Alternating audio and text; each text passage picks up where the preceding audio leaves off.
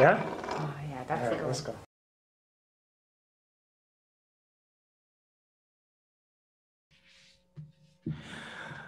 Ladies and gentlemen, welcome to the Who and How Club. It is your boy, Arys, and we are on episode 41 of this place where we just share personal stories, personal things about ourselves. We talk to random people we know, some people we thought we knew, and sometimes some random ass strangers too. Which allows me to segue into who we have on the show today, who's like, I'm going to call you a semi-stranger at this point because we've had conversations, which I normally don't do with people who I rarely know. I don't preface with anything. I don't do any pre-meetings. But you and I were sort of forced onto phone calls, and just right off the bat, we kind of hit it off, and we're able to just dive into so many things as if that could have been a podcast in itself, like those conversations that we had, right? So I just want to welcome Luke from the Imperfect Pod to the show. Let's get some hand claps for him. Be here. Get some hand claps for him. This guy's got like the full audio set. Oh, you can hear that? Yeah, I can hear hand claps. Okay, perfect. So welcome to the show, sir. Dude, I'm excited to be here. We vibed it pretty well on our first couple calls, so yes, I'm excited for this conversation today. Yes, me too. Before we get into the in depth with everything, I just want to shout out the giveaway winners from last week's episode for AfroApparelFaceMasks. We had a couple ladies who shared their 2021 resolutions with the show, and so we did like this little giveaway contest last week online. So the first people to DM me with their resolutions, they'll win some free masks, which I'll be meeting up with them this week to give them their masks that they won. And we shared their resolutions last week. But we got some more giveaways for them coming up soon. Luke, you have any 2021 resolutions? Bro, I got 2021 resolutions. Okay, we're going to get into that. But shout out to Rahana and Mimi, as well as Olivia. I'm going to be meeting with them this weekend to give them their stuff. Actually, Mimi was on our show she was our first guest of 2021. So I got to send her some stuff because she lives in the States. So she's looking forward to that. Going back to you, Luke, I mean, yeah, we know you got the Imperfect Podcast, which is your show, but talking to you a couple nights ago, I found out that you have two other podcasts. So you're a host of 3 shows in total. What's that process like for you? Like having 3 shows? It's not too bad. It like, I'm happy I didn't start all of them at the same time, because that would have been too much. I was about 4 months into the Imperfect Pod when I started the second one, which is called Talking Hockey. Fortunately, that one I do with 3 other friends, so I have to carry a lot less of the show. You don't have to get guests every single time. I mainly just edit. I don't talk too much about it. I'd probably talk like the second least on that show, so I it's nice because I have to do less work. I just do more editing. That's on the hockey one, right? That's on the hockey one. Yeah. Okay. So, and I don't edit out much. I mean, we're just 4 guys kind of shooting the shit, and it's pretty easy. And then the last one I started is called Executive Corner. I run it for my company that I work at with the transition to work from home. I pitch them on starting a podcast because we have access to senior executives at like Fortune 500 companies, some of the biggest companies in the world. And I said, why don't we start creating podcasts about leadership with them, because we have access to all these people. And we're now like 5 episodes in, but I've recorded about 8. So that one's really cool because I get to talk to the chief operating officer of Volkswagen North America and interview him about like the automotive industry, trends in the automotive industry, and a lot more. So it's not as hard as it sounds. I know 3 sounds like a lot, but fortunately I've been doing this for 1.5 years now. So it's a bit easier to manage, but it's fun. I like them because they're all different conversations. All right. You're going to have to add like another show to the, I know. Your mic cut out again. Okay. we're gonna have to run with this right now. Okay, so let me just explain. So the P4 pod track Zoom, shameless, like I'm not an ambassador to them or sponsored, but it has two inputs right here, right? To connect with the cord. It's actually battery run. But the batteries that I have, for some strange reason, I guess they're not compatible because they die like this. So there's a specific battery. I can't just put like any Panasonic battery in there because it's going to drain it right off the bat. But if I want to use it in real time, I could plug it in. So there's a USB port. When I plug in from the USB port to the computer, it's supposed to charge. It's not charging. So there's another port that's here that's working for it to charge while I'm using it. So I don't know why it's not charging from the USB port. So that's why the microphone, but it's recording in this right now. So the quality is going to sound legit in here. Okay. But just for you and I over Zoom right now, it's using my laptop. Yeah. Because this is a mic, but it's USB and XLR focused, so I can just plug it in, which is nice. But I also have the Zoom for when I go and do remotes. But I have a different one. I have like the Z6N or Z4N. Okay, from Zoom? Yeah. Okay. See, I have a USB mic behind me, but it's the mic I use to like record music. Yeah. So I have like all these mics set up for the podcast. I don't know. It's pissing me off, but we're gonna just run with it. The quality is gonna be perfect. Perfect. I'm here for it. All right. So going back to the amount of podcasts you're a part of, we're gonna have to add one more to the list, and we'll get into that. But ladies and gentlemen, Luke and I have been sort of talking about doing something together, which I'm really excited about. And we've been brainstorming. You want to share with the people like what we came up with so far? Yeah. So I mean, we vibed like right away and just fed off each other's energy. And I think it'd be fun to do like a little mini series. So we've been throwing out a couple things. We both had the same thoughts about like everything. So the first one we thought of like the mashup was literally like the Imperfect Who. I thought kind of going off the who and how and building like the what and the why, why club. Yeah. I thought that was really interesting. When and why. Yeah. And I thought that would be really fascinating conversation too, because it would be more about like life purpose, what we're doing and why we're doing it. Yeah. And then another one is like called balance and just figuring out that there's balance to everything. There's imperfections. There's that's basically what the Imperfect Pod is about too, right? It's really balancing the imperfect of man and like the ego, the I'm perfect of man. Like that's really where the name came from, is I'm perfect and imperfect, and how it's all about balancing those two things to find out where you lie. So I don't know, my life, like my core word, it seems like the last year and a half has been balance. And it just keeps popping up everywhere. And so when I met you, and I'm like, that'd be a sick name for a podcast. Why don't we do a poll? Why don't we do a poll online and see what the people think? And we'll there's either balance, the Imperfect Who, or the what and why club. When and why. Man, I keep getting it up. And the reason, and hold on, quick question. Can you hear the hand claps right now? I can hear the dog. You're so stupid. Okay, can you hear the hand claps now? Oh, I can't. No. Maybe I can. I don't know. Any hand claps or not? No? Can you hear it? No. Okay. See, I don't know what the fuck, man. I gotta figure this thing out. Excuse my language. This pod track thing, it's like a gift and a curse. I don't know what's going on with it. But anyways, long story short, the when and why. Let's share with the people why we said when and why, because we first want to introduce it as sort of like a mini series, so like 6 episodes just to test the waters. And I presented an idea to you where you and I can focus. The first 2 episodes would be focused on our pasts. So 1 episode for your past, 1 episode for mine, and then the 2 episodes in between, 3rd and 4th, would be like our present.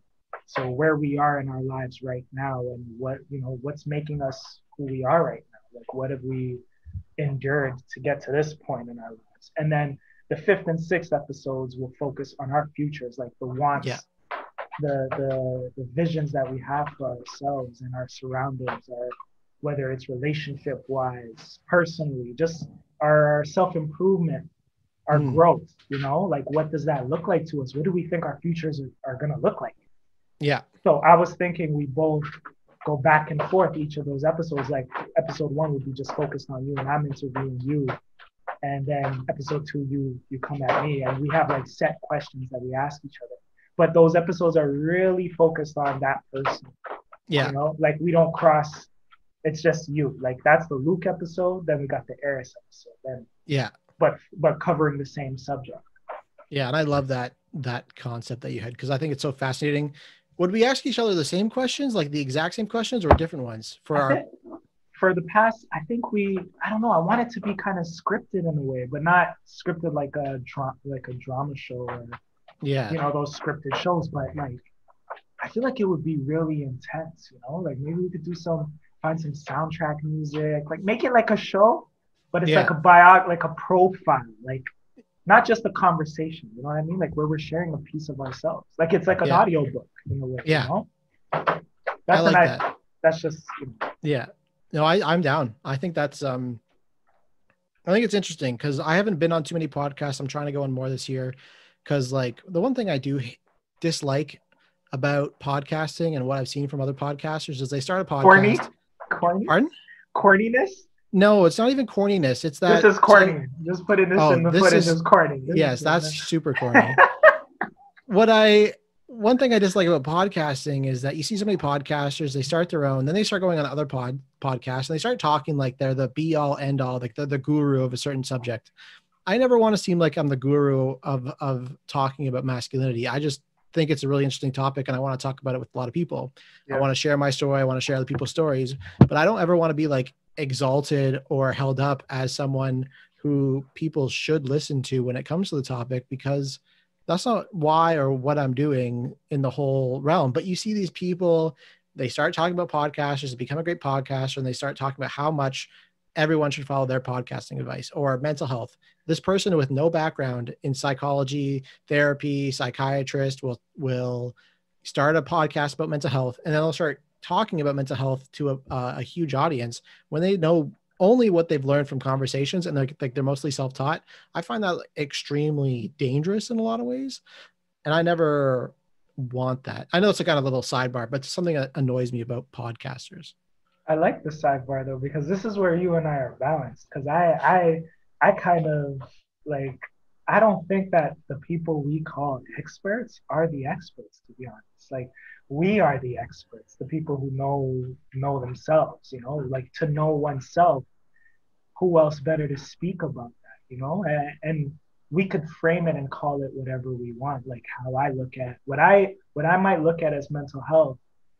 Like it's the health of your mental, you know, like we need that. We require to be Thank you for that definition up here. So I would rather listen to somebody who is an expert on themselves and define whatever they're going through in their own unique way. And I know some people will try to compare it or like mirror it to whatever, like how, you know, the textbook stuff, you know what I mean? But I think we're the experts. So I like this though. I like this perspective that you have. It's true. You see people like overcome like the traditional therapy. Like if you think of David Goggins, I'm not sure if you're familiar with him, but he's got like this whole book, Can't Hurt Me. He's like one of the toughest men in the world, or voted toughest man in the world. He overcame like a lot of childhood trauma. I'm reading his book right now. And is that self-proclaimed or people actually called him that? No, it's like because he did like the Navy SEAL, like he was voted, proclaimed. It's not self-proclaimed. He did like the toughest Navy SEALs. He's done all the hardest competitions, like bodybuilder competitions and like endurance competitions, and was voted it that way. And he's someone that's like, his whole motto is like stay hard, which is not what I promote because it's not really about vulnerability. But it's interesting that his style and approach to life would be one that a lot of people look at and say that's stupid. It goes against a lot of, he talks about in his book at one moment, how he was a speaker on stage with all these philosophers and teachers, and they're talking about human capability. And he's like, all these people have studied human capability and max performance. I've achieved max performance and they're wrong. Like that's basically what he said, in the sense of if your mind can go beyond the level of what it thinks it can, which kind of goes to your point, is he mastered his mental health, his health mental, and was like, the experts are wrong because they haven't actually done these things that I have. But they might have done other things. Like, who's to say who's wrong and who's right? I know. Just because a book has been written, or like a school gave you a certificate, it doesn't make you more right than anybody else or the person who's experiencing it. You know what I mean? Not to say like no one's wrong and no one's right. It's just based off of your experience, like what you've learned, you know, like, I don't know, like the world's smartest man, for an example, like that's not a real thing. Like there's a person who works at NASA. That person just knows things that I don't know. It doesn't mean that they're smarter than me. They just know things that I don't know. Yeah. I guarantee you, I know things that they don't know. So like, we need to just come together and understand and comprehend that, and maybe share with each other. There is no such thing as an expert. I truly feel like that. Like, you just know something that someone else doesn't know, but guarantee that person could possibly learn that, and vice versa. I don't know. There's some things I could not learn, man. I don't know about you. There's some things I could not learn. I could not grasp, which is why it's great that there's so much balance between people's likes and dislikes. Give me something that you feel like you couldn't learn, like you wouldn't have the capacity, or the patience, whatever. I did physics. Physics makes no sense to me. I know it's supposed to be like the most logical math. Physics makes no sense. Biology, I mean, I could learn these things with like dedication, I'm sure. Yeah. But do I have the interest? No, not at all. There you go. There it is. I liked, yeah. Go. And why pursue things you're not interested in is my opinion. They're such a waste of time. And those people who are experts just pursue things that they were interested in. So they gain knowledge, vast knowledge in those one or a few things in this little, pocket. And they became quote unquote experts just because they smothered themselves in the things that they were interested in. And imagine if we do that. I mean, look at us being podcasters or whatever, right? Like, one might look at us and say, oh, those guys are experts, because they're doing what they're interested in. They're presenting it like they got quality material, they got this and that, they know how to hold a conversation. Whatever the tone you and I might set that someone else might look at from the outside, they're gonna be like, oh, we're experts. So what is that? It's true. Yeah, I just never want to be confused as an expert, because I'm like, man, I'm figuring out this life just as much as you are. I don't have answers. I don't want answers. Well, I do want answers, but answers come with good questions. But once you have an answer to that question, then you just get more questions. So, I mean, like, for me, the more I've gone on this journey, the less I know about masculinity and manhood. Like, I've not really, I know more, but I have way more questions than I once had, if that makes sense. So what's a question that you've always wanted an answer to, but haven't found that answer yet? It could be of anything. Like, what's the first thing that came to your mind? I guess in the realm of masculinity, it's like, what is it? Like it's a simple question, but like, what is it, and why do we all feel the need to search for it? Like, what is it? What is like humans' goal on Earth? Like, like why do we all feel born with a question that we're looking to answer through our entire lives? Because we don't know where we come from. And exactly, like, you can talk about consciousness, God, spirituality, or whatever, but you cannot deny that. Or we don't know who created us, per se. Yeah. Like, we know we come from somewhere, but we don't know why we were created. Like, why we. Yeah, and I think that's like the biggest question is that we're all trying to figure out is literally, what are we doing here? Like, what am I doing here? How do I fit into this? And I think it gets a lot more complicated when you have 7.8 billion puzzle pieces or whatever the population is now, versus when you had 100 people living in a farm. Everyone kind of had set roles of what they were supposed to do in that community. Now, as you live in urban cities, you look around, you're like, what the hell is the point? I'm literally sitting in an office chair. Industrialization screwed me over. There's like a lot of different things of how the question comes about, or I think there's a lot more like confusion as, you know, multiculturalism is a great thing and high populations are a great thing because there's way more people to learn from and grow from, but it also creates a lot more questions about where do I fit into everything. So I think that's the question that I've always wanted to know and seek out is like, what are we doing here? And then you always hear that like corny line of, oh, life without God is like a pencil. There's no point or something like that. I don't know. There's some sort of joke or reference. I never heard that one. It's it's like, okay, I don't get it, but sure. Just because you know God doesn't mean that there's a point to living or life. Because I know a lot of confused Christian, Muslim, Islamic, religious people. So I think we're all here to search out that question. So what about? Yeah, I hear you. I mean, I think we call God because we don't even know their name, you know, or like that's just a name that whoever our creator is, if we do have one, I'm sure we do. This could be just a dream. This could be a simulation, you know, like we have no idea what any of this is. Technically, I watched a TikTok the other day that says we are a simulation. Based on the definition of a simulation, is that at some point the universe has to be like boxed in at some point. I don't like that. I don't like someone saying we are one. I like people who say maybe we are one. Someone who says we are a simulation, I don't trust them. But a person who questions that, I'll trust them more. So do you believe in objective truth or no? Because so far I'm getting that there's no such thing as objective truth for you. Who is to say? Who is to confirm that? It's just based off of your experience, what you have up in here. Who's to say what truth is? Yeah, you can have your own truth, of course, but just make it aware that that's yours.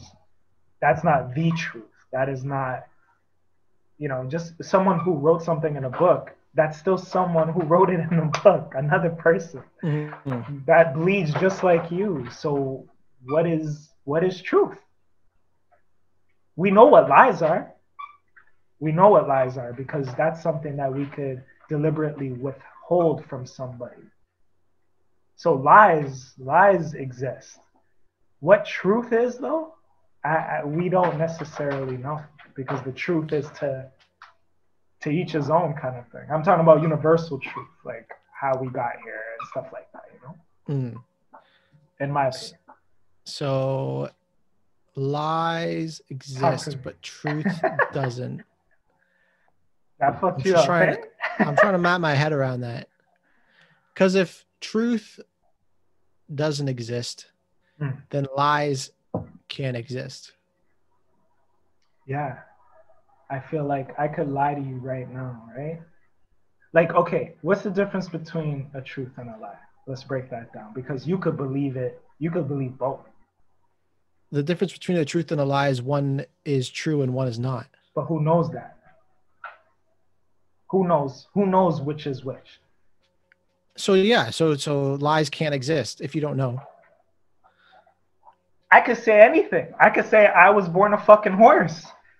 Who would know if that's the truth or the lie? Only maybe the person telling it. I mean, that's 100% a lie.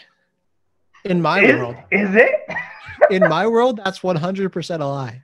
Maybe I was born a minotaur. Who knows? Or a centaur. Like, you know. And like, that's it's a bit beyond my comprehension. I don't know. Maybe you tell me you've been here before. You've been on this planet before. You come from a different world or whatever. And I say that's a lie, but what if it's the truth? Like that's your truth. Maybe you truly believe in that. Like, but I think that excuses negative behavior that could be damaging to people. Like there needs to be true and false. Just how there needs to be good and evil. Because life is about balance. You know, one thing I always find very funny is in the whole realm of Jesus, right? People say he was a good man. Yes.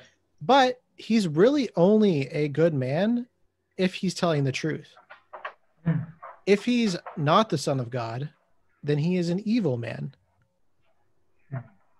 Because if you're declaring that you are a son of God, you're misleading a bunch of people for millions upon millions of years, that would be evil, no? Well, what if people were following the wrong guy, right?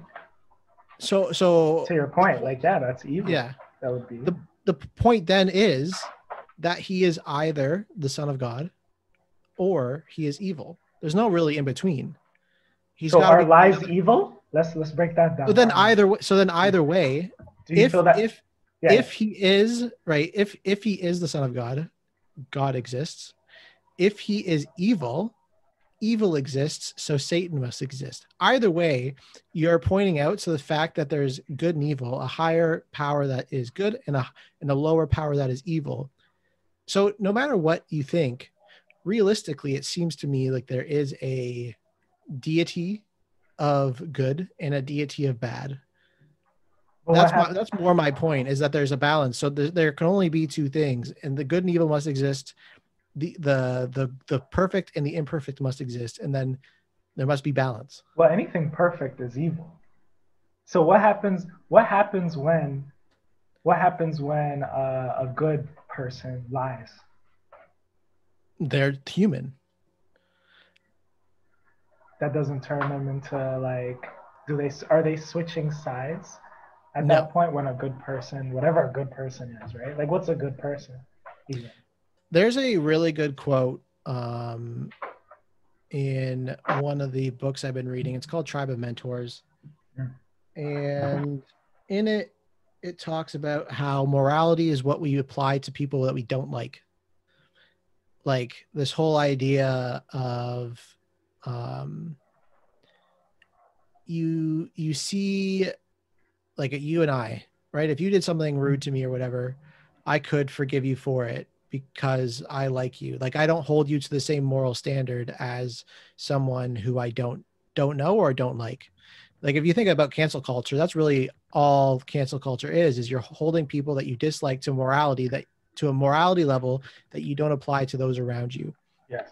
That is one of my favorite quotes of all time because it's so true. So what is moral? What is bad? How do we apply it to different people is really different. So if a good person lied to me and I know that they're a good person because I have a relationship with them, I know them to be good. So I know that their lie was probably meant with good intentions.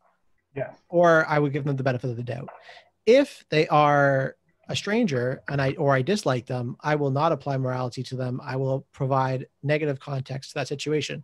So no one is really good or evil, but we consider people good or evil. And then from there, we judge them on their morality or their lie. Yes. Oh, I can hear you again. Yeah, I'm testing something out as you speak, but go. No, that's the end of my point. So what are your thoughts on that though? Do you agree? Or is that how you operate?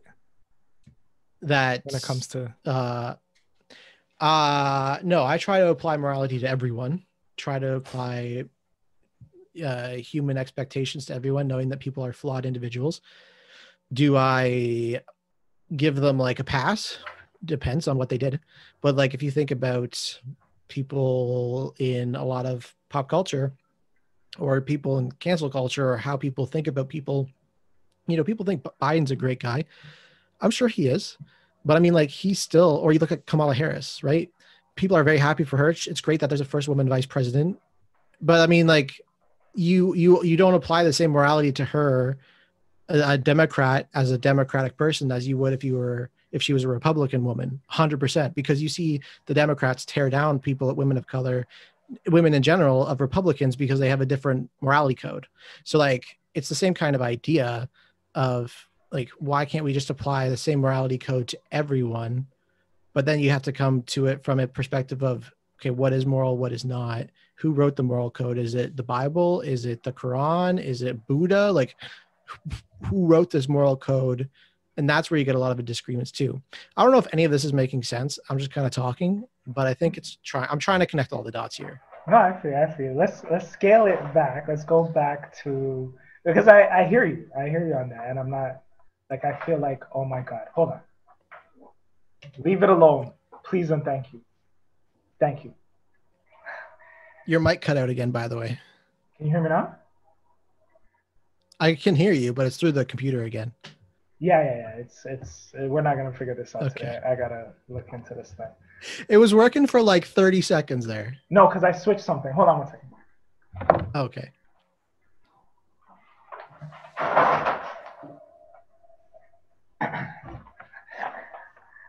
Sorry, the dog was trying to take down the drapes. All right. Classic dog. All right, let's go back to this. We just covered like so much ground, but I don't know where to go back to. I wanted to go back to good and evil for a second, but you had said something. Yeah. Lies and truth. What is our moral code? Let's Yeah, go back lies and to- truth is where this came from. Okay, when's the last time you lied about something? Shit, probably like today. I don't know. Like, there's probably a micro lie I had today or a lie I told today that I don't really know. I don't really remember if I said anything. You tell so many different lies and so many different truths. It's hard to know what's true anymore, right? So how the fuck do we This guy's figure just that out? dying. That's what I'm talking about. Like no one can tell anymore. Like, and it's okay. I think it's okay. I think that I don't know. We choose what we want to believe in. You know, even if you told me something that's so truthful about you, I could choose to not believe that about you because I might see you differently. Just like in the promo today, in the promo on IG, I mentioned that, you know, like I think when you and I had a verbal conversation, we're going to jump, we'll all segue into how you and I have come here today and like how we met and stuff like that. But the few conversations that we've had, like I think you had made a comment that you're not like you're not really artistic or you don't have an artistic mind. Or so you made some sort of comment. But like right off the bat talking to you, I feel the opposite. Like I see the artist in you. You have like there's no limit to your brain. I could already see that. And if you can have a conversation with me, who's all over the place and stuff, I can see you're artistic. Because I'm artistic myself. Artistic, whatever. I like to merge those two words. Exactly, me too. So we choose what we want to believe in. You know, we choose what we want to believe. I was in a relationship for 6 years with a girl that like I tried to be as honest with her as I could, and she just chose to stick around, even though I was as honest as I could be to her. But she chose to not believe the things that I told her. She thought I was, however she saw me, she thought I was that. Even though I was like, no, I'm this. But she chose to stick around because she saw me as this. And whatever, you know what I mean? But well, it's interesting because there's got to be a healthy dosage of seeing yourself the way other people see you. Yeah. But also one thing I've realized is it's really hard for people that you've met to see change. Like I could meet a completely different person like yourself who would tell me something about myself that's completely different than someone I met 6 years ago, even though I think the person that you proclaimed I am to be the most updated version of who I am. So that's one thing that I think about quite a lot when it comes to my friends is why haven't they seen change? Like what is holding them back from getting them to see this progression of myself? Are they still thinking of me as the past person, as the person who I was when we first met? Because I am still part of that person, but I've also grown a lot. And it's like one of those things where like, if you take a picture every day, it's easier to see a lot of the change. But if you bet like a year, like, you know, it's harder to notice constant change if you're with them every day, whether if it's a beard or weight loss. But if you compare a picture from a year ago to today, it's really easy to see change. I think that's how like friends see your change. The one that's you see every day is that the change can get lost, and you have to try to like show them the transformation that has taken place over a year rather than the day to day, which is why sometimes it's easier to reconnect with someone 5 years later that you never talked to, like you didn't have a good relationship with, and all of a sudden you hit it off, versus accepting that the people in your day-to-day life aren't really the most supportive people in your life anymore. So that's one thing where it's like you have to balance the idea of you changing as a person and the other person in your, and taking the other people in your lives like word for it, and then comparing all of that across like different timelines of how you think you've changed.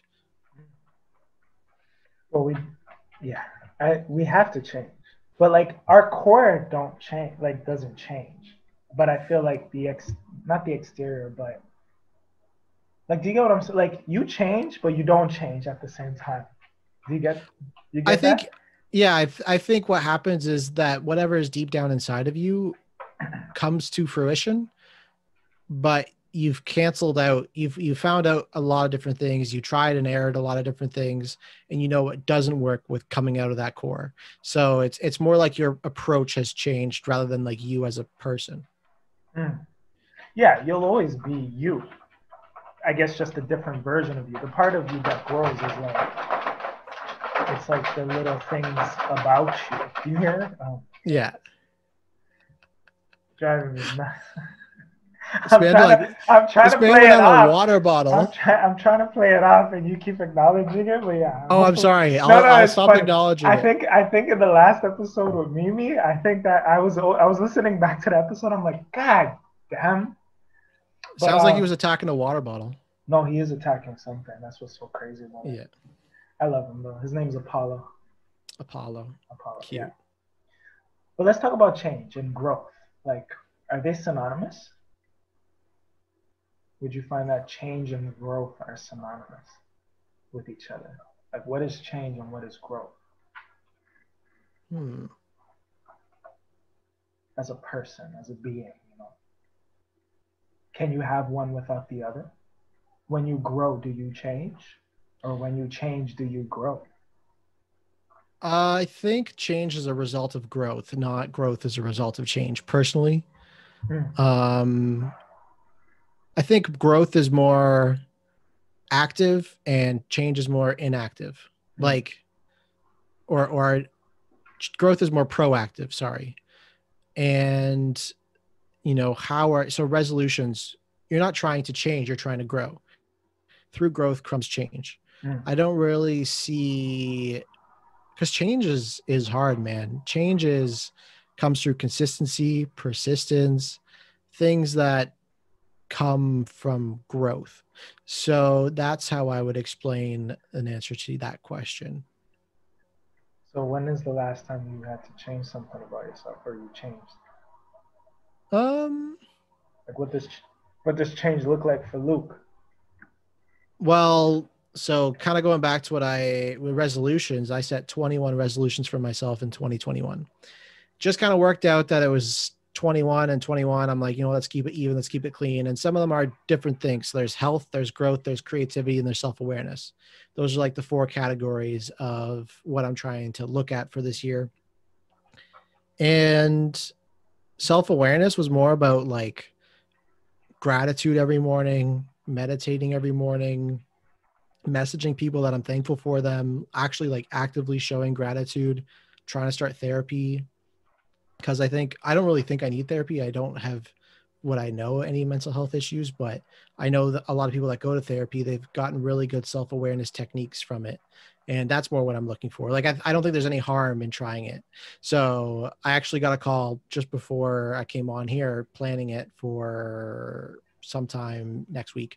Congrats on that, man. Because therapy's on my list for this year as well. Yeah. So that's one. Creativity is like, you know, being dedicated, posting on Instagram every day, trying out different ways of creating content for this, starting a newsletter, being a little bit more like trying different either prose or poems. So I think when it comes to me for this year, like I really put an emphasis on growth, but more through like consistency, persistence, patience, not really putting a focus on the outcome, so much more putting a focus on the consistency. Because I think with consistency comes growth, and with growth comes change, as we kind of just talked about. But I've seen how I've handled situations with friends in the past. You know, I'm a very reflective person. I have like 7 journals, notebooks on the go at all times. So I can write down my thoughts easiest where there's access to a notepad or pen and paper. So I guess I'm constantly changing, but I haven't really. Radical change is never going to happen. It's not consistent. It's not sustainable. So I don't think of moments where I saw change. I think of moments that inspired me to grow, and then change came as a result. Mm. The going back to the therapy thing that you said, I feel like you don't have to have mental health issues to go into therapy. You know, like truth be told, we all have mental health issues. Like everyone does. Every person on this planet does, and I think we need to break that stigma too. Like it's not just because you have problems or issues, quote unquote, that's why you go see somebody. You know, when I was younger and I was in foster care, like from the ages 13 to 18, you know, the first thing my worker wanted to do was, you know, make me go see somebody because I was quote unquote angry. Well, of course I'm angry. Like, let me feel, please. Like, who wouldn't be angry about this? That doesn't mean I need to see anybody. But then you fast forward to my life now, and I'm like, I'm craving to speak to someone that I don't know, that doesn't know me, just to get like that outside looking in perspective, from the outside looking in perspective. Like, I think the best thing a person could do is talk to people you don't know. When I used to take the train and the bus, I used to talk to strangers all the time. Those were like the best. It was so therapeutic. But now that I can't do that, it's like I need someone that I don't know to talk to. Like, you know what I mean? Just to get that feedback, to be someone to be your soundboard. You know what I mean? And it's good when it's someone you don't know. And that's why Humans of New York is so huge. Is literally you can share with, and I've always thought this too. It's so much easier to share with someone who almost doesn't know you, you'll never talk to again, because it's like a fleeting conversation, one that will never come back to you for the most part. Like, well, you learn something new every time, whether it's every about single yourself time. or someone else, right? My friends have always said it's almost annoying how much I like talking to strangers, because if we were going to like a concert or anything like that, we're in line, we're at a store, like I'll talk to literally anyone. I get roasted all the time by my guy friends because it's like we're talking about automation, and then my friends will always call me a boomer because I don't go through self-checkout, because I'd rather talk to a cashier. Me too. All my friends are like, why the hell would you talk to a cashier? Like, I haven't talked to a cashier in years. And I'm like, I don't know. I just like human interaction. I like just being able to either make someone's day or something like that. On the train, I met a couple friends when I commuted downtown, and that's something I enjoy. It's one of the reasons I started the podcast, is that I talk to strangers. So my friends have always said that I like talking to strangers more. And it's actually interesting. I didn't know you were from foster care. I actually have an episode with a guy. He's all from foster care. Like he grew up in it, and talking about the emotion of anger. Man, something I think that's really broken, because my podcast is all focused on masculinity and manhood. Anger as an emotion has been demonized amongst men. It's still an emotion that you have to feel. There's nothing wrong with feeling anger. There's a problem with acting out in violence when you're angry, or harm to someone else, or harm to yourself. That's where it comes wrong. As an emotion, though, it's not a bad emotion. But also, another thing I've learned is that men are so bad at emotional intelligence that we label things like we're basically twofold in our brains. We label them as happiness or anger. Like, there's really no other emotion that we have. There's no gray. There's no gray. Like, why can't anger be sadness, disappointment, hurt, shame, and all these different emotions? Like, anger is just a higher level way of being too lazy to break it down into different funnels. Two extremes. There are two extremes. That's it. Yeah. And men need to understand that there's so many more emotions that they can feel in those ranges, that oftentimes anger isn't really anger. It's like resentment. It's pain because you weren't able to, someone like made your opinion worthless. You're not angry. You feel invalidated. You feel look at you being the expert on emotions. Man, these are mostly just reflections. I love this. But anger has been demonized amongst men, but men need to become more aware of the depths of anger and how much deeper it goes. They don't think they're allowed to feel, Luke. No. Some men, They don't. we won't say all men, but some men, majority, of course, what we see in North America, especially, like, they're taught not, like, they're not allowed to.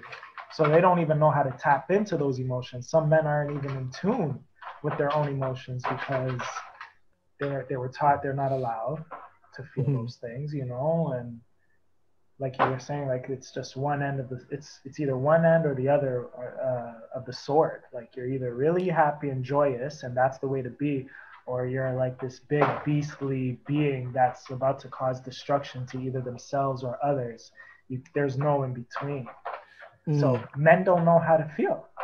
No, they don't. Men know aren't taught how to feel. No, they don't know how to give them adequate names of their emotions. Which is, again, going back to that therapy comment. Like, I know that you don't have to have mental health to go to therapy, but that's one of the stigmas against it. Which is why I'm proving that, you can just seek it out. You can just. That's why men don't go, because they don't. Yeah. Oh, nothing's wrong with me.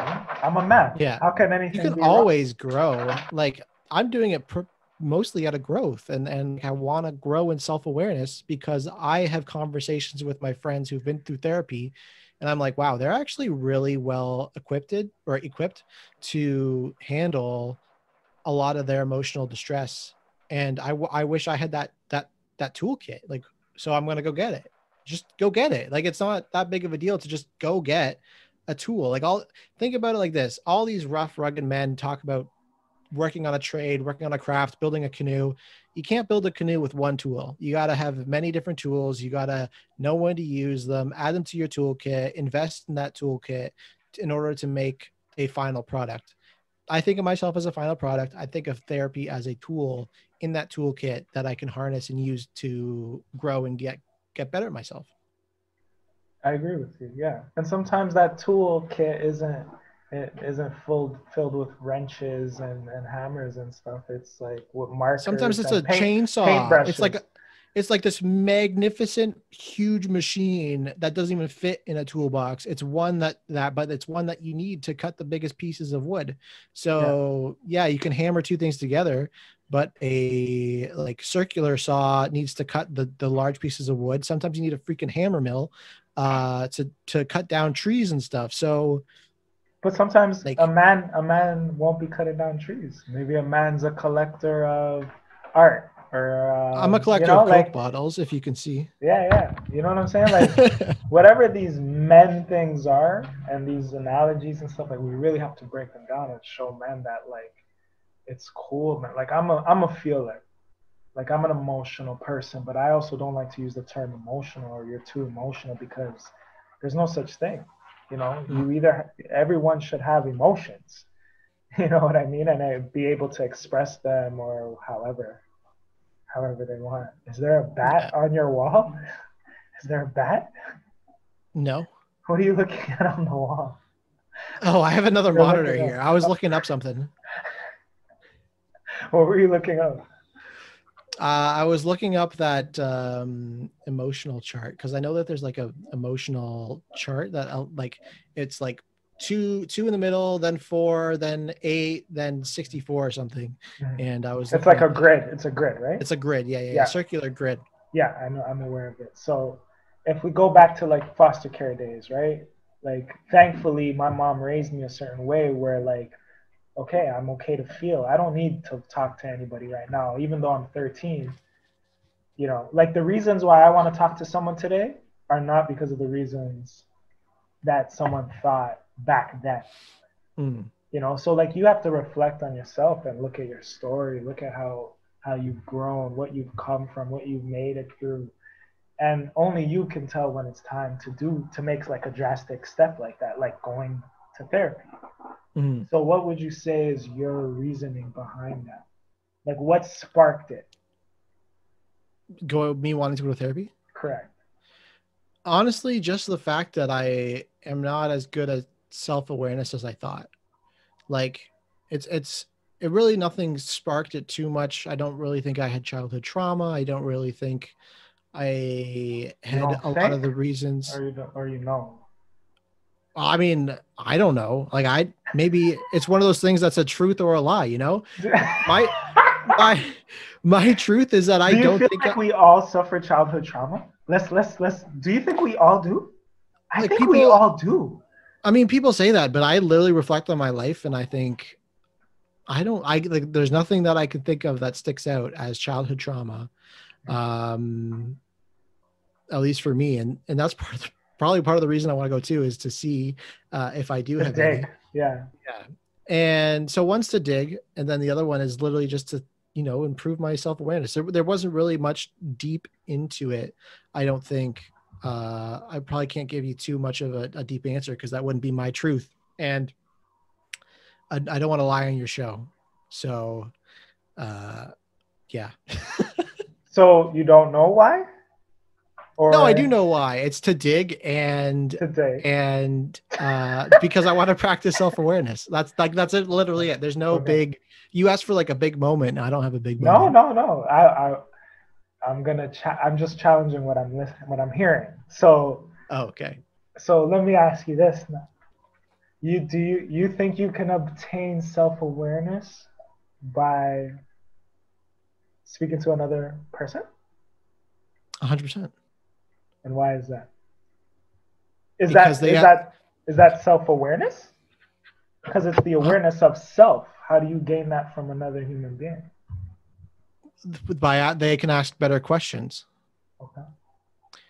Like self-awareness is mostly about asking yourself questions. But I don't know the blind spots of myself. I don't know the blind spots of asking questions. I can go to a trained professional and they can help me ask questions. It's like a person can share their own story, but they might not understand part of their story until they have someone question part of their story or ask them questions. Like you can ask me a profound question about my story that I never thought of that completely changes an aspect of what I'm thinking about my story and myself. Yeah. So 100%, I think it's kind of ignorant to think that self-awareness can only come from self. Okay. I think we know ourselves best with the pieces that we're given. I don't think that we can only find answers within. We can only find answers. We can only find answers within ourselves, but we can be asking ourselves completely the wrong questions. Yeah. You can't do anything by yourself, right? Yeah. You need some. I'm just picking your brain to see what your thought process are on. Because I think for me, I've done well on my own thus far. Now I'm feeling like it's time to bring somebody else in, And I still have some people who have helped me, like my mother, and conversations with family and relationships that I've been in. I've learned a lot about myself when being in those relationships or friendships, So I agree with you for sure. You learn more about yourself when you can see yourself interacting with others. Like when you remove yourself from yourself and you're looking at yourself on how the role you play in this thing, you learn more about yourself for sure. And it's funny because I've had these conversations with people about couples therapy. And I say, as soon as I know someone's gonna be my wife, I want to go to couples therapy. And they said, that's ridiculous. Why would you do that? Like you mean right off the bat in the beginning? Yeah, like right after we get engaged, like once I know that they're gonna be my wife, we're engaged, put a ring on it and everything like that, couples therapy. And I've had friends be like, why would you do that? Why wouldn't you do it? And they're like, well, you only go to a mechanic if your car is broken. And I said, a marriage isn't a car. Like a marriage is two people coming together. And why would you normally, when you go to therapy for that, it's years of resentment that have bottled up. Why even do that? Why not be proactive? Why not try to discuss and open the lines of communication? That's like the whole point of going to therapy, is opening communication from the start. So why not just open the lines of communication and learn as young people what it will take to create a successful marriage? That's just my opinion. I've had people laugh at me and I don't care. I'll still do it. Oh, man. Ladies and gentlemen, this is why Luke's on the show today, because he's an outlier, similar to myself. He thinks differently. I would do the exact same thing. Like those are plans of mine. Like, you know what I mean? So it's crazy to meet somebody else that has that same like sort of plan or idea in their mind, in their brains. Like, yeah. Okay, I have a question for you. I know we're not at the question segment for you from me yet, but this will be one of my questions now. Yeah, do it while this guy stops moving. This dog over here, popcorn. Does it like blow your mind when you ask people questions and they say they've never thought about that before? Like when I ask people about the therapy thing, I've never even been in a relationship, right? I've never dated anyone long term. I've been on dates before, never dated anyone long term, but I still have actively chosen to think about this. And when I talk to people that have been in relationships for like 4 or 5 years, it blows my mind that they've never thought about it. They honestly don't even think about marriage sometimes. Does it blow your mind that people don't think about it? Fuck that, Luke. Fuck that. Let's talk about how people who are in relationships do not even speak to each other about, or speak to one another about how they feel about each other. Like, for an example, right? Like, the next relationship I'm in, whatever, however that looks, whatever, right? I want to speak to that. Like, I don't want to hear that that person loves me before, like, without finding out why they love me or like what love looks like to them. Like, we have to define what that looks like to each other. Like, sometimes when people get with each other or get with whatever in a whatever, you hear someone say, "Oh, I love you," and the other person's like, "Oh yeah, I love you too," and then that's enough for them. They're like, "Yeah, let's just go on our day, and what do you do? We love each other. Look at us, bitch." Do you know what that love even looks like? You just heard someone say they love you, dummy. So find out what that looks like. Like, how do they love you? What about you makes them love you? Like, define the love with one another so that you could become this blossom, this blooming onion. Like, fucking, like, become one with that love that you say you have with each other. Like, that was a mistake I made in past relationships. Everyone said they loved everybody. Until my last relationship, when I was like, you know what? Stop loving me. Love is not enough for me. Like, love is not enough for me. I require more. I want to give you more. But let's define those. What does more look like? What does our love look like? Because you can't just say, I love you. So, yeah, it does boggle my mind. It used to. Nowadays, I expect it because everyone's so generic. Everyone, they don't use their brains. They see what they see, and they see whatever they've gotten on the external is enough for them. So they're cool with just moving with the motions like this. Sorry. But me, I'm like this. I'm going to test shit. I'm going to test a girl out. I'm going to test. I want you to hate me. Hate me first before you love me. And if you can't love me after you hate me, fuck you. Like, we don't belong with each other. You got some Kanye energy right now, bro. No, I believe in the challenge. I respect that. And like, you know, it's funny because it brings me back. So I interviewed my dad on my podcast, which was really, it was like a 2-hour conversation. We recorded on my birthday at my favorite place, my cottage. When's your birthday? September 5th. Okay. Yeah, but it was like a highlight of my life for sure. It was the interview that I was thinking about like from the moment I started my podcast, and I only had the balls to do it. Like, I know not to use gendered terms, but like I only had the balls to do it at like episode 41 or 42 or something crazy. We're on episode 41 today. Yeah. Wow. Fate. And I asked him the question about, you know, is it hard for you to tell your kids that you love them? Because wait, sorry, hold on. 41, 4 plus 1 is 5, and you're born on September 5th. All right. Stop looking for all these universal No, signs. you're a Virgo and I'm a Taurus. That's why we get along. Oh, do you believe in that? Adjacent. Okay, a little bit. Okay. Yeah. So so like my dad, I asked him, like, was it hard to communicate to your children that you love them? Because like a lot of dads, a lot of people I know, like, my dad never told us that he loved us.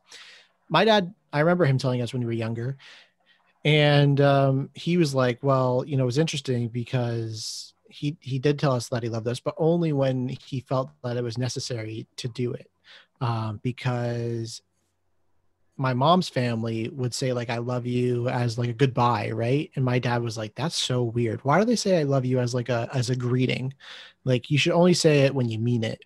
And so it's you do have to explore how the other person loves, what love looks like to them, whether they come from a, like, honestly, as much as it might not seem it matters, coming from a broken home or not, it does matter with and affect how that person views relationships or not. Like a lot of things about their childhood affect how they see happy relationships, manageable relationships, and you do have to figure that out before you commit. And in my opinion, and you know, I'm very grateful for my parents because of that. They always said love is a choice that they make daily. Some days they don't love each other, but they wake up and they choose to love. Love is a choice. My mom's like, yeah, you fall in love, but once you fall in love, love is a choice. You don't fall out of love. It's constant work. It's constant action. It's constant understanding. You're choosing to continue and to it's do a that choice with that person. Yeah. Yeah. It's just like, it's basically bullshit that it's not. Yeah. I semi-agree.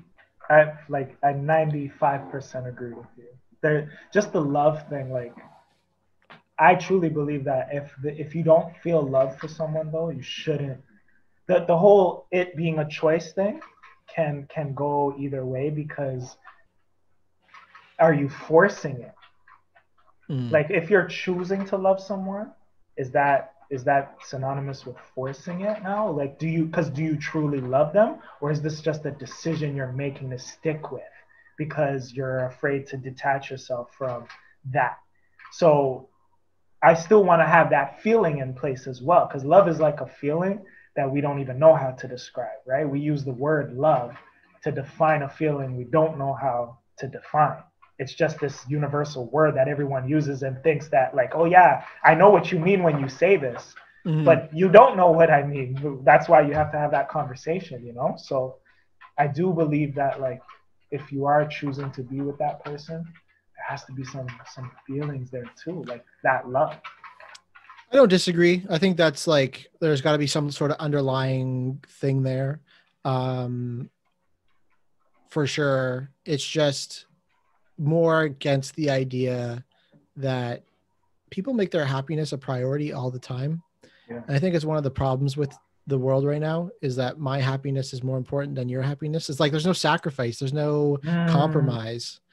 And in a relationship, it's rule number 12, never compromise yourself for anyone though. Is that Jordan Peterson? No, that's Arys. Rule number 12, you never compromise yourself for anybody or anything. So what are your thoughts on that? You can compromise without compromising yourself. Compromising yourself. Deep dive. Let's go. Compromising yourself is like your morals and your ethics, not like, well, think about this. Is love higher on the scale than getting what you want? If so, then it's more compromising to choose your own happiness than loving the other person. So if your decision in this situation is, okay, I love my wife so much, or my girlfriend or significant other or whatever, I love them so much that I want them to be happy, and that would fuel that love, then your happiness is lower on the scale. So you would actually be going against your own compromising of self if you chose the one lower on the list, if that makes sense. But why do you even have to do that? Why do you have to be lower on the list to make someone else happy? Like why is that a normal thing? Well, it's not about putting your own happiness lower, but it's about understanding and why is doing that thing for them making you not as happy as. But if your happiness comes from making them happy, then by association, your compromise. Yeah, I like that. Yeah. So, I think compromising self is not the same as compromising for someone else, unless it's like, I don't know. I couldn't even think of an idea that is like not, that would fit into that realm. If your passion is love and your wife or your friend or whatever, yes, then it's not really a compromising self to put them first. Exactly. I think the name of this episode will be "In Our Opinion." In our opinion. It's a good one. All right, so ladies and gentlemen, as you know, the slogan is you are the who and how, I am the who and how, we are the who's and hows of this world. And right now we're going to ask Luke the question of the day, as we always do with people that are on, that come and visit us on the club. Luke, who are you, sir? That's a tough question. How would you define that? Who I am in the simplest terms, I think would be, I'm just a guy with a lot of questions. And my goal is to ask people questions. Like, I think that is honestly in the simplest terms of how to put my life. And only now has that clued in, like in this conversation, that I'm just a guy who has a lot of questions. That's the simplest way to put myself. I don't think I'm some guru or expert. I don't think I have higher majority or authority than anyone else. I just have questions and I'm not afraid to ask them. I've never been afraid to explore myself, lead with vulnerability, and ask stupid questions. People think that there's no such thing as a stupid question. I honestly believe that. There's better questions that you can ask that are that will get you the answer that you want. But I mean, some of the best answers I've gotten from people have come from like the stupidest question on my podcast, like a very basic generic one. And it really does matter in the context. Like if you and I were having a conversation and the stupid question was something like, you know, who are you? Well, typically people would say that's a stupid question. It provides no context. If you ask it as the first question, yeah, it provides no context. If you ask it as the fifth or sixth question, well, we've just had 5 questions and answers that frame who I am. And I can build off of those 5 questions. So my answer would be completely different with it being like the 5th or 6th question than it would if it was the first. So there's no such thing as a stupid question. Learn how to organize your questions and learn how to ask questions that get you the answer that you want. Even that's a process that you have to learn. So I'm just a guy that has questions. Some of them being stupid is the way I'll put it. Yeah, you got to question everything. I believe in questioning everything. Everything. Yeah. I don't believe anything I'm shown. Clearly.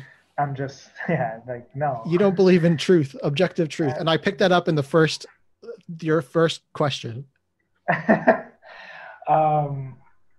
Luke, if you were to define yourself in 3 words to someone that just don't know you, that didn't know you, like I still don't fully know you, but let's just say I knew nothing. How would you, and you're just walking in front of me for the first time and you got to be like, hey, I'm Luke, and these are the 3 things you need to know about me. What would you say?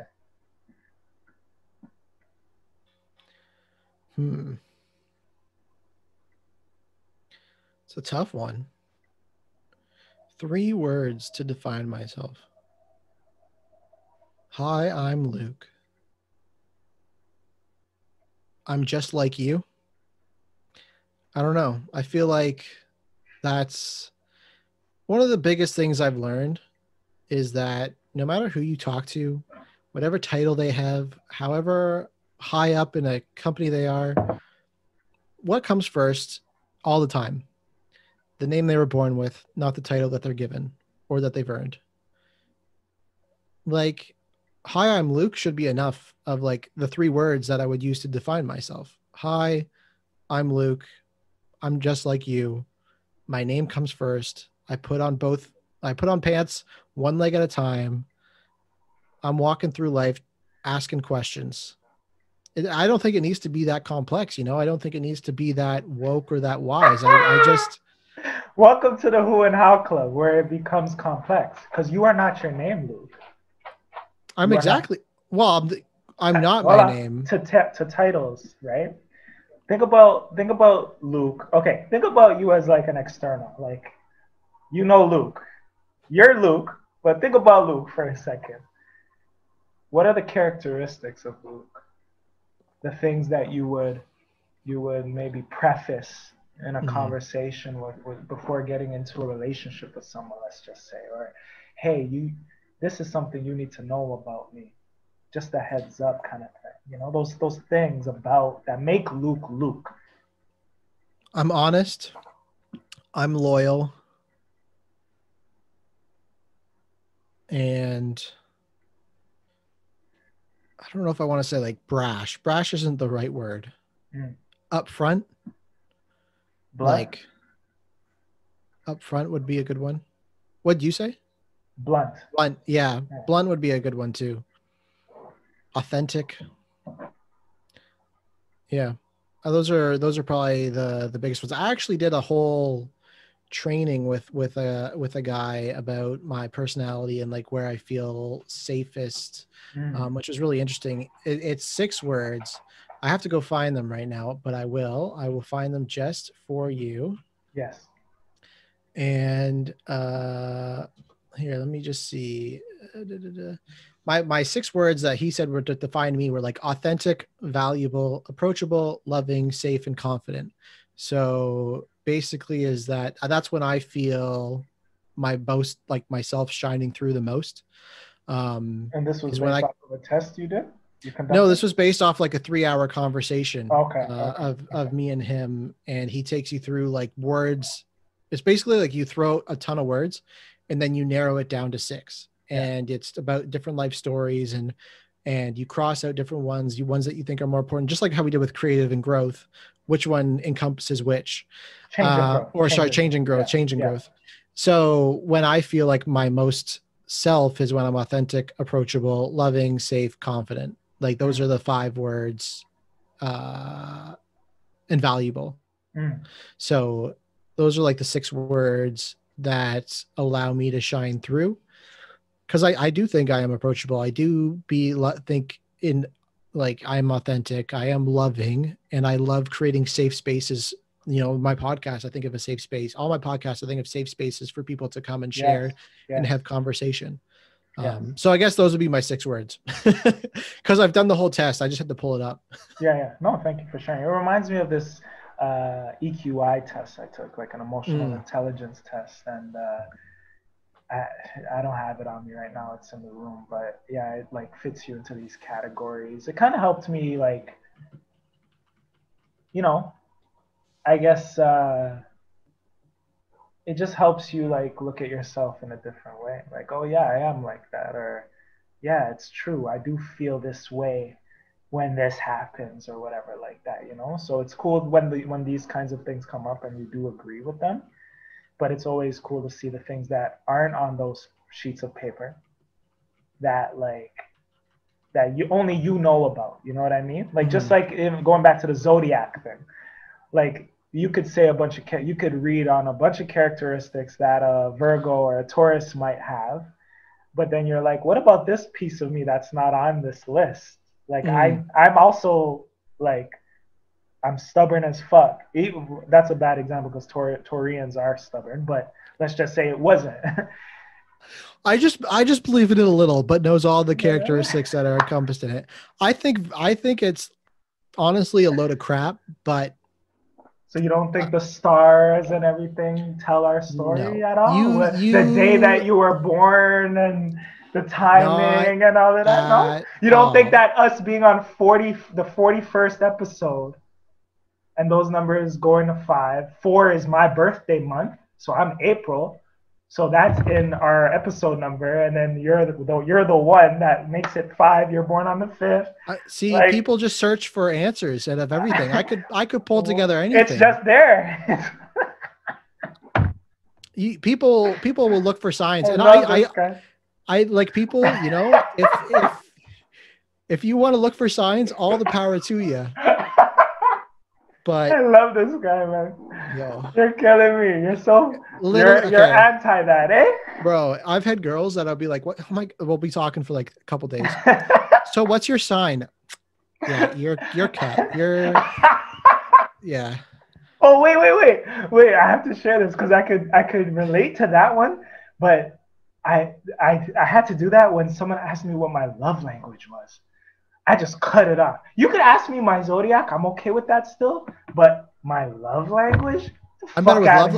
I would rather they ask me love language. You and I are very balanced, man, my sir. Because Don't ask me that shit. Don't ask me if they ask me like what time I was born on the day of birth and like what, and I'm like, you're like, get away from me, demon.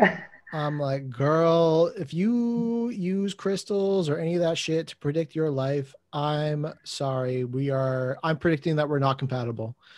And I don't need the stars to tell me that we're not compatible. I'll just say it to your face. Yo, I'm with you. Let's tell the people how you and I connected. Matchmaker.fm. Jesus, sounds like a dating site, eh? Bro, They need to change that. Bro, one of my goals for 2021 is no dating apps, right? Yeah. But like Matchmaker.fm is basically just a dating app for podcasters. I was literally having that conversation with someone yesterday. Yeah. Yeah. So I was looking through Toronto society and culture podcasts, and I see this one. I'm like, oh, this one looks pretty cool. Took a listen to an episode. Oh, this one's pretty cool. And then I reached out and I'm like, hey, want to do like a episode swap? You seem like a pretty cool guy. And just like you would on a dating app, right? Yeah, exactly. I slid into the DMs. Hey, we're in each other's city. Yeah. Oh, you're only up a bit. 13 kilometers away from me, right? Yeah. No, boosted up a bit. You said it was personalized. I honestly don't remember what I wrote, but you said it's one of the few that you reached out to. Like, it didn't seem scripted, and I'm like, it's not. So thank you. Yeah, no, it was like for me, I was happy. I didn't realize that you were from Toronto, and I was ecstatic when you told me that when we spoke over the phone, because we had like an IG visual conversation, our first combos, and no, like you said, like you kind of cover like the whole toxic, what it means, masculinity and all that jazz, and it just looked like it mirrored the stuff that I kind of talk about, and just more therapeutic stuff and just self-reflecting and all of that. So I'm like, yeah, let me holler at this guy, because in comparison to other people who have contacted me, it's just like you just want to be on the show or you just want to be a guest. But you presented it like, yo, let's actually have a convo. Let's build off of this. Like it intrigued me. And then when we spoke, it was like right off the bat. Like me and this guy, it seemed like we had already spoken prior to that. And we already started coming up with ideas. And like, you're inspiring me literally to like create another show. Like I never thought, I'm not even at episode 50 yet. And it's like, we're already having a conversation and collaborating, and that keeps my juices flowing. Like I like to have people around me that inspire me, that like can bring ideas to the table too. Not just like I'm the only guy coming up with ideas, but you have something to bring to the table too. It has to be balanced, because I have a strong personality, and I could, once I see that a person isn't bringing anything to the table, I just take the shit over, and like there's no need for you anymore. You know? Have a strong personality? I never would have noticed. All right. So anyway, tell us what. Like, talk about your show. Like, what is the, like, if a person were to listen to an episode tomorrow, like, what episode would you recommend and why? That depends. Really depends on what you're looking for. What can they expect from listening to? Yeah. So my podcast is all about discussing masculinity and manhood more intentionally and purposefully. Like, that's my elevator pitch. The real focus on it is to get out of the idea that there's like a one size fits all idea of masculinity, and really broaden up the conversation. So I've had conversations with like guys who are like suicidal, cross-dressers, divorced fathers, single dads, my own dad, my friends, like literally across the board, many different types of people. I've had a sick interview with a porn star, one of the top male porn stars in the world, actually. That's a really good one, especially if you're interested in the world of a male porn star and how it relates to masculinity. Probably my most listened to episode 2. And then the one with my dad is really good. If you're a young man or a young woman looking to have a conversation with your dad, if you have a bad relationship or a great one, it was the hardest conversation I had. It's the only one I felt that was most scripted, because I really wanted to ask specific questions. So it was different for me, and it was really hard. And I kept actually the show notes around, like in the notes, so that I could frame them one day probably. Yeah, like I've talked about lots of different things, the fatherless epidemic. I think there's a story out there I've talked to people from foster care. I talked to a guy from foster care, and how that created trauma in his life, and the anger that he experienced, and the separation from his sister and his parents. So, I mean, I'm someone that will talk to anyone, literally anyone. Traditional masculine, army vet, PTSD, OCD, crossdresser, transgender, transsexual, anyone. If you have a story about masculinity, it's there. Or if it's not there, I'm probably planning to have it. So I wouldn't say that there's one episode to listen to, but there's a lot of good conversation, and what you can expect to get out of it is authentic, raw, vulnerable conversations that are safe, caring, loving, valuable, and authentic. The 6 or whatever words I was talking about earlier. Yes. What do you feel is... I wanted to actually ask you, do you speak to women at all on the show to get their perspective on? Okay. Yeah, so I'm actually interviewing one on this Friday. So whatever day that is, the 29th Did I say of January. Female or women? I said women, right? You said woman. Oh, thank yeah. Apparently they don't like female. No. No, I don't know. I guess I don't know. It's a derogatory term. I've talked to someone a woman from the army, a woman that was a woman that was a Playboy model, a woman that was a rape survivor, and a woman that is a feminist, self-declared feminist, about what it means to be a feminist and how feminism and the modern mindful masculinity are really the same thing. Like they're trying to achieve the same goals. Where do you get all these porn and Playboy girls? Actually, the porn star viewed my LinkedIn profile. You're connected deep in the black market stuff, hey? Bro, I thought this guy, I honestly thought the porn star was a fake, because he viewed my LinkedIn profile, and I'm like, what porn star has LinkedIn? And I went to his profile. And he had 3 connections, and I'm like, what the hell? This guy's definitely a fake. And I messaged him. I'm just like, whatever, I'll see if it's true. We connected, and then it ended up being the right guy. It's like it was the dude. I'm fucking blew my mind. I gotta go look that episode up, man. It's episode 34, I want to say 33, 34, 35. Oh, well, 4 plus 3 is... No, I'm joking. I don't know. Another woman, I actually have this book. It's called For the Love of Men. New Vision for Mindful Masculinity. My favorite book about masculinity that I've read. It's by a woman, and I went into it thinking, what is a woman going to tell me about masculinity? Ha ha ha. Ignorant, naive, whatever. I came out of it being like, holy crap, I have so many different topics for my show now, and I'm actually interviewing her on Friday. So I'm very, very excited about that. She's probably my biggest guest, at least in the realm of this conversation. So I'm very excited about that. Well, I do believe, I truly, I don't know about you, but I do believe that the opposite sex has a lot of insight to the opposite. Like I used to say this is even now, like if you're having issue, let's say you're in a relationship, right? And you're in a hetero relationship and you're with a girl and you have issues with the girl, you need some advice or whatever. Don't go talk to your boys about it. Go talk to another girl about it. Go talk to another woman about a woman. You don't ask, like, you know what I mean? Like, so you could, there's some insight on the other sides, like opposites, but also you got to go to, like, yeah, I don't know. Yeah. You gotta, there's insight on both sides, but I think from men's side, we don't take the time to get to know women as much. Like we think we don't have to, but women are studying us when we least expect it. You know what I mean? So it's true.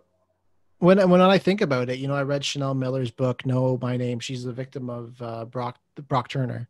And, when I think about a lot of these things that are labeled as toxic masculinity, catcalling, rape, violence against women, like a lot of these things are women experience. They're the victims of this harm. Yeah. So why wouldn't you talk to the victim of harm about that experience? Like, you know, and it's not to say that you put that opinion on a pedestal, but it's to say, okay, why does catcalling make you feel unsafe? Like, why don't you see it as a compliment? Why do you see it, you know, how is a man walking down the street behind you at a constant pace or at the same pace as you intimidating and terrifying?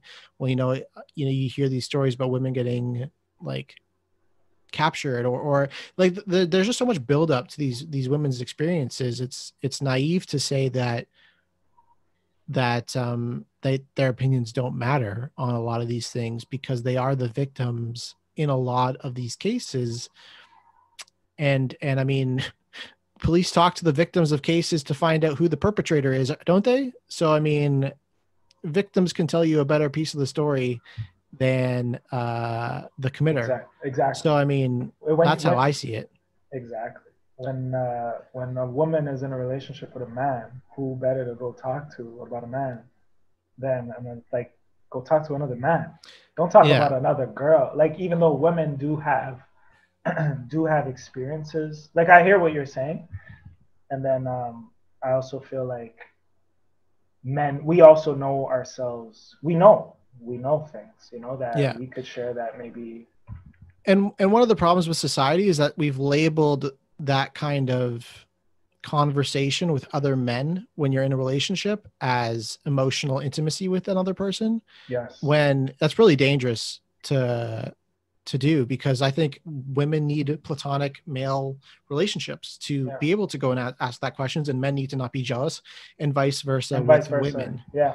Like it. And when you take away those opportunities to be open about your relationship with someone else, then it could be hard to get the answers that you're kind of alluding to right now, and what you may want, because then it feels like, oh, you've been told your whole life that is a emotional intimacy with another person. It's basically cheating. Well, not really. If you're using it to build a relationship, there is oversharing for sure, and there's blurry lines, but I still think it's important to. But I think we messed that. We messed that up because, like, we don't. Yeah, we messed it up because you can't. It's hard to be in anything with the opposite sex without any attraction. Like, it's rare to come across that. You have to not be attracted to the person on both ends, both sides. But I feel like there's always somebody that's attracted. So how can you trust the platonic? You know what I mean? That might come across as toxic, but I'm just stating what I've seen, you know? Like, I have girlfriends that I'm close with, and yes, I do find them attractive, but it's also not putting yourself in a position where you do anything. And also, I mean, if you've waited 6 years to make a move, a guy will wait a decade. A guy will wait 20 years. A guy. So, and it is complicated for sure. A man will wait his turn. We know this. It's true. Like I do have friends that are platonic friends. I do find attractive. Women are in control. Women are the ones deciding whether we get to be with them or not. 100%. So it's imbalanced. It's all fucked. They do decide. They have a lot more power than they care to admit sometimes. Exactly. Anyway, they're not oppressive. Exactly. That's another conversation, another episode for sure. But I like this conversation about all of this. I wanted to ask you, going back to your show. So, like, you kind of explained what people can expect from your show, but what about you as a host? Like, how would you, you know? I'd say much. Yeah, I'm more like you. So I do pre-calls with all my guests. I don't go into it super blind, because it is a vulnerable conversation. I need to make sure that they feel safe and comfortable with me asking them questions and talking about it. So there is a little bit more of a pre-call there. But, you know, I ask questions that come from themes that I think are really important. And I put myself in the position of, you know, what I care about these questions, so I think other people would care about these questions too. I don't really vet, questions from the audience. I mainly lead it as a person who is curious about the topics that I'm curious about, and then go from there. I did the first couple with questions that were pre-made, and I felt like it was too sticky to not my style.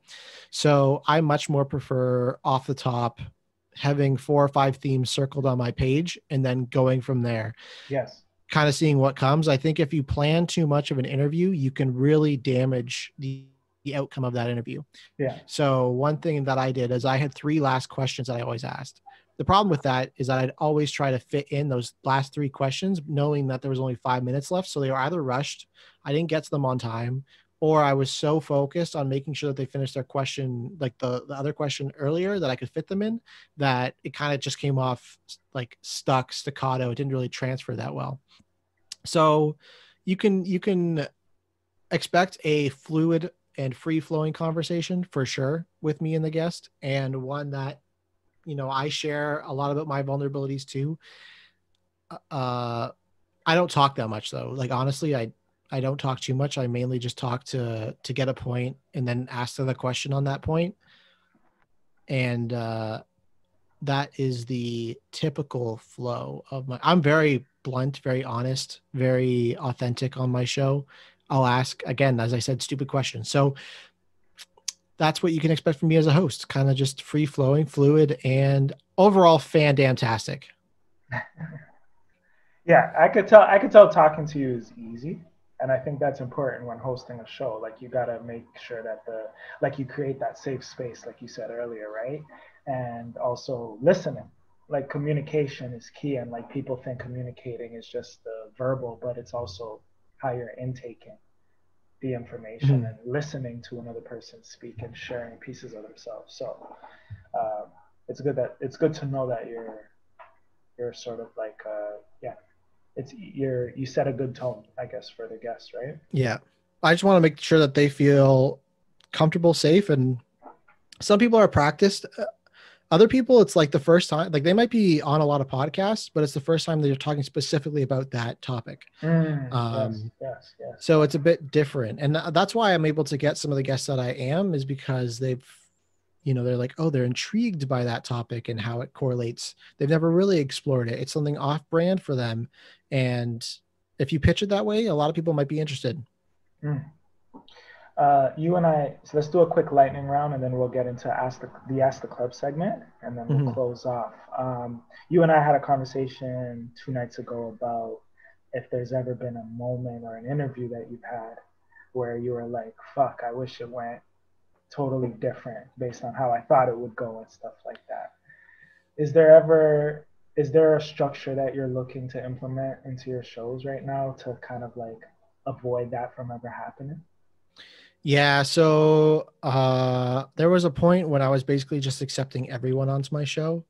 And now I'm a little bit more so I was featured in a newsletter that got me like 60 inbound requests. Of those 60, I think I did 30, maybe 25 recordings of that. So I was still vetting people, but not like super well. I was still uncomfortable saying no to people if their stories didn't hit that well. So now it's more about me going out and actually putting in the work to recruit recruit guests, ones that I know I want on my show. And that's kind of been my approach, so that doesn't happen in the future. But also, I mean, I've had interviews that I thought went really poorly, and then the week I was going to post them, it was the exact things I was thinking about that week, and like my own self-reflection. I'm like, this is exactly what I needed at this exact time. Call it the stars aligning, call it Virgo and podcasting. I don't know, but it's mesmerizing how that can happen. Favorite guest? Favorite guest? Man, there's been so many good ones. Alan Stein Jr. is a really good one. We talk about emotional intelligence. He used to be a NBA performance coach, so he's worked with like Steph Curry, Kobe Bryant, Kevin Durant, a lot of the top talent in the NBA. That was really interesting. Another one was like the biggest get I had gotten on a personal level was Jason Lee. I don't know if you know Jubilee Media on YouTube, but they got like 6 million subscribers. They have like the Middle Ground series, Spectrum, all these different really cool series about really cool topics. I got him to come on my podcast too. So those would probably be two of and the porn star. Those would probably be my top three. Like those are pretty elite conversations. And the one I'm recording this week will probably be top 5. Podcasts that you listen to. Top three. One's called The Angry Therapist. It's so good. He talks about relationships. He talks about like their micro segments, episodes too, some ranging between 4 minutes and 10 minutes to 15 minutes. Super good. So The Angry Therapist, fantastic. He's one of my dream guests too. He's got some fantastic books too. Modern Manhood. So it's by this organization called Next Gen Men. I've had their founder come on my podcast too. It talks about some of the same topics in a different way than I do, in a, like more like a journalistic avenue. I really like that one. It gives me some ideas of what to talk about on my podcast and how to go there. And then another one that I listen to, probably like the School of Greatness or On Purpose, like more of the cliche big ones. One by Jay Shetty and the other one by Lewis Howes. So Lewis Howes wrote a book called The Mask of Masculinity, but he's also got a huge podcast. That book was one of the books that like inspired me to go on this journey too. So School of Greatness would probably be my third one. Okay. And episode goal. Like what is how many episodes are you in right now? I've recorded 70, but released 62. So what's your ultimate number to get to that you feel like, oh, I didn't know I would get to this number? Bro, I know you want to keep going, but like what's the number you can't wait for? I never thought I'd make it to the 20, to be honest. So the fact that I'm already at 62, pretty awesome to me, to be honest. Number that I would want to get to, like, I don't know, honestly, it's never been about the number for me. So I can't really give you an answer there. Cool. So thank you for sharing. This is the part of the show where like our guests get to pretty much present their own questions and bring their questions to the table. Any inquiries, whether it's directed directly towards me, the show, the concept, its listeners, so people could kind of chime in for next week and we share them on the episode. So to my knowledge, you brought a couple questions. I know you asked one of them earlier. You got more? I do. I have 2 more. So I every day I go on a walk, and today at 5 p.m. So I went on it before we recorded this, and 2 questions kind of came to mind. So ask one at a time. Yeah, I will. Okay. So the first one is, I know you're like a creative and stuff. So where does your inspiration come from? Like, is it from trauma? Is it from your past? Like, because I think a lot of the time it's hard to know where that core can come from. And as you kind of alluded to earlier, who you are in your soul stays constant, but the outside kind of changes. Like, where does that inspiration in your soul come from to do what you do? I have a lot to say. Keep it short. Yeah, I have a lot to say. I have a lot. No. I mean, I see how that happened there. No, I'm telling you where it comes from. Like, okay. The urge to say things, you know, to share pieces of my story and who I am to the world. Like I want to inspire people, but not only from the good that I've been through or experienced in my life, but also the stuff that have challenged me. I'm not going to use the word bad because that's relative. Like, what another person might consider bad might not have been bad to me. I might look at it now and say that's just who I was meant to go through that so that I could be here today, so I could tell this story, you know? So it's not that bad. It's about how you look at it. So the urge to just speak and to like, I think that sometimes we come across creatives that exist, or let's say famous people, and they don't share the wealth. They don't share the knowledge or the experience, the stuff that took them to get them where they're at today. Me, I want to share everything. I want people to be on this journey with me. I don't want to be selfish with my knowledge or my experiences. I want to inspire people.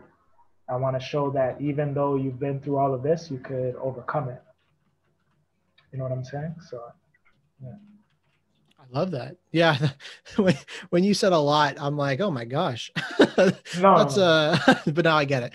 No, I think it's true because for me, I have a lot to say, but I also have a lot to learn, and I want to learn before I say more.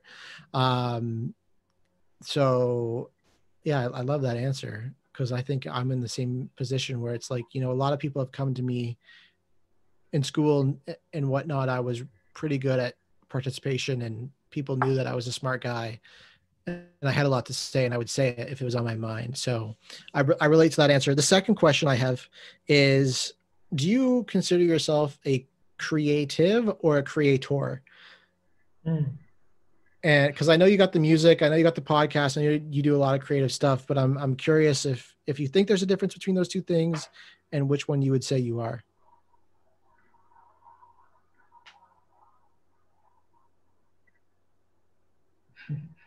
You're hilarious, man. So I have words on my fridge that are sort of like my daily affirmations, right? And one of the things that I say, or that's on my board, is that I am a creative. There are many things that I say, many things that there's a list of what I read daily. I am strong. I am this. I am that. I am a creative, but I'm also creative, right? But the creator, I think they're synonymous. Like, I don't think that there's a separation per se. I don't like to say that. I don't think we should limit ourselves to those titles like an artist, or I'm sorry, not a rapper or podcaster or whatever. You're a creator. You're creating something. You've brought something to life. You've thought of something, and now maybe you wrote it down, and now that thing is in the flesh. You could see it. It's tangible. That makes you a creator. That's why I feel like we do have a creator, because we could feel this. We don't just appear. You create your ideas and you bring them to life. So that's what makes you a creator. But you are creative. You are a creative because of the mind frame that you're coming from or creating from. The things that you're pushing out in the ether, the inspiration that you want to promote. So yeah, I guess both. And to simplify it, I would say both. Yeah. Yeah, because I was thinking about it on my walk, and I'm like, I would think of Kanye, Travis Scott and like Jay-Z, Dr. Dre as creators, and then I would think of people like maybe Lil Wayne and Kendrick Lamar more as creatives. Like they don't really go outside of one realm of creativity, even though and Dr. Dre was music, art, beats. Jay-Z is a businessman, an entrepreneur of many different things. Kanye's got freaking Adidas music, one of the most inspirational people in all of music. Travis Scott, freaking McDonald's and shit. Now his alcohol drink. So that's how I was thinking of it in a lens. And knowing that you have music and podcasts, and it seems like other things that you love to do, I would feel more like you're a creator, and then I'm more of a creative because I stay in my lane. That's how I was differentiating it in my brain. But don't you find that you're still a creator because you're creative?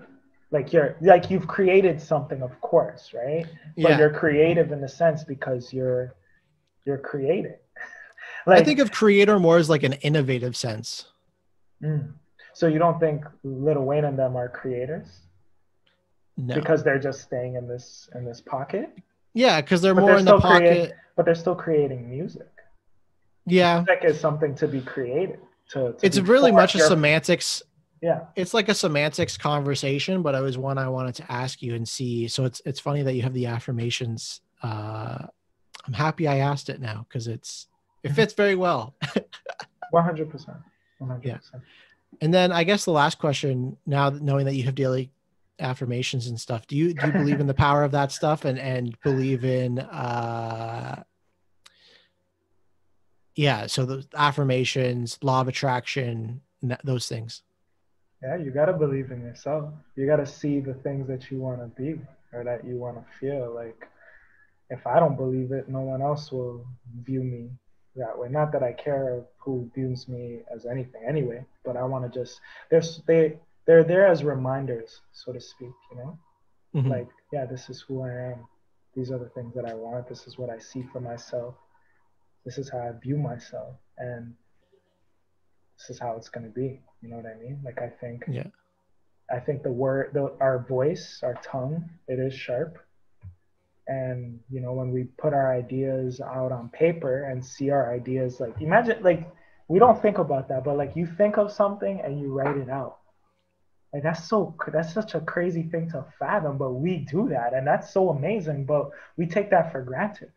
Mm-hmm. You know, we turn our ideas into things, you know, like this podcast, I wrote this shit down like a year ago, not just because or a year and change ago, not because I just planned it out why it happened, but it was like, it's something I saw for myself at some point. I wanted to get into radio, you know, but it brought me to this platform. So, and the podcast was on the radio at one point. Mm-hmm. And then I couldn't take the limits of radio, the limitations of radio. You know, you can't swear, you're on like you're on a clock, you know, like the time's running out. The show can only be this long. I want it to be free. Mm-hmm. So I do feel Yeah, I'm the same. I don't like restrictions on my work. And actually, fun fact, I wrote down in June of 2019, I think. Yeah. Maybe earlier, that I was going to have 3 podcasts by June 2020, and I had three podcasts by June 2020. So I believe in the power of writing things down too. Yeah, how you speak. People don't think about how they speak of themselves. You know, like, oh, I'm so stupid. Why did I do? Like, you have to watch what you say about yourself. You know, because you'll become that. So I do believe in the power of your word, your voice, your tongue. Writing things down, your brain even. We could think things into existence. I've drawn girlfriends of mine. Like, I've drawn them out. Like, they don't know. I drew you. You came here because that fat ass, I drew it. that curly hair, I drew that. Bruh. So you kind of could create your life. Like, do you believe that you could create your life? I think so. I think you can map it out. I envision. Not in the planning sense. I'm talking about, like, let's say there's a house you want and you draw that house, the vision of your house. And it just, the years to come, whether it's 8 months, 6 months, 3 years, you forgot you even drew that house. Yeah. But 3 years from the moment you drew it, it's like, wait a fucking minute. This is the same, like the events that took place from the moment it brought you to it, you know? Yeah, like when I think of, when I think of specific guests that I want on my show, there's 2 in specific: Terry Crews and Justin Bieber, 2 guys that I want to have on my show. This guy's laughing at me. You kill me. What are you talking about? Those are so random. What do you mean? Terry Crews has actually a full book called Manhood. And I would love to talk to Justin Bieber because he's becoming a little bit more open about his rough time and rough childhood, or not childhood, but like when he was 16 through 20. Those would be fascinating conversations. I can literally imagine how Terry and I would record our episode. I like that. Like I can picture it in my head. Same with Justin Bieber. I can picture it, like the backdrop, the setting, everything in my head. I'm like, this will become true. This will be how it happens. This will be how it takes place. Yes. So yes, I believe I can draw, but I don't plan it. I don't plan it that way, but I will know when I get there. I'm like, this is deja vu. This is exactly how I planned it. Like mapped it out in my head and envisioned it in my head. Yes. I'm with you. All right. Well, with that said, I know the conversation can go on for hours between us, but we're gonna let the viewers take a break from us. The next time they see us together, I'm gonna be on your show in about a month. But in between that time, we're gonna be talking about our ideas and our series. So the viewers will be seeing a lot of us very soon. Any last words to the people, Luke? No, that's all I got. Go out, be who you are, own who you are, and you'll get there. You'll get wherever you're planning to go. I believe everyone gets to where they're trying to go at some point. And tell the people where they could find you. You can find me on Instagram at the Imperfect Pod, on Facebook at the Imperfect Pod. You can email me at luke@theimperfectpod.com. I have a Facebook group called the Imperfect Group. Those are like the 4 best places to contact me. Spotify, Apple, Google Podcast, everywhere. I'm in all those places. So, yeah, that's kind of it. That's it's very simple where to find me, where to contact me, and that's all I got for you. Are you typing up an essay for school over there? Like, what's going on? Well, I have that Talking Hockey recording at 8, and it's 3 past, so they're asking me where I am, and that's what's happening right now. All right, with that said, ladies and gentlemen, you know the slogan. You are the who and how. I am the who and how. We are the who's and how's of this world. And you've been listening to the Who and How Club, episode 41. Go check out Luke and the Imperfect Pod on all platforms that you could find a podcast on. And you'll be seeing us very soon. All right? I'll check in with you guys in 1 week. 1. Let's go. Thank you for having me. All right. Yeah. Sorry about that, brother. The guys are annoying me. Hold on 1 second.